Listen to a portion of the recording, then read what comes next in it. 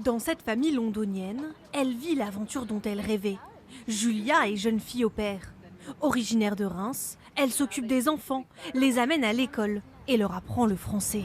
Tu peux me dire en français le nom de cet objet? Julia est arrivée à Londres il y a 1 an et demi, bien avant le Brexit. Pour elle, rien ne change, mais pour ceux qui viennent désormais travailler au Royaume-Uni, il faut un visa.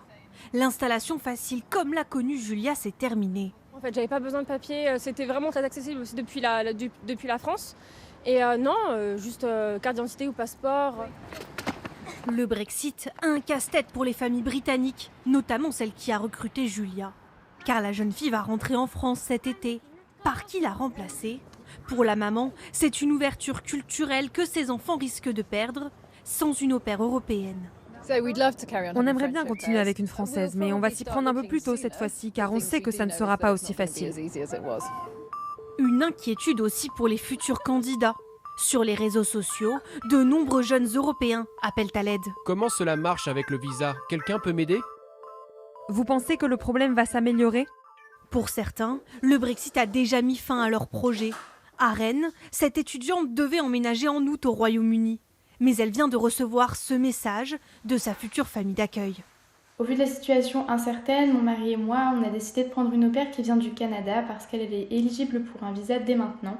Sans visa et sans solution, elle doit annuler ce voyage, préparé depuis 3 ans.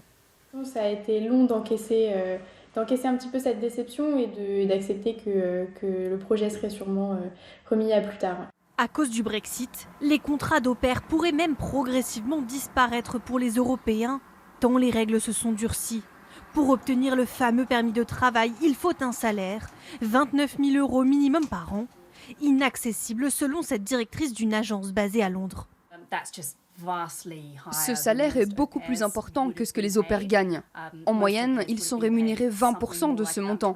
Pour avoir le visa, ça voudrait dire qu'une famille devrait les payer 5 fois plus. C'est inenvisageable. Toute la filière espère que le gouvernement britannique accordera des dérogations aux jeunes Européens pour faciliter leur recrutement. Pour l'heure, ce n'est pas à l'ordre du jour.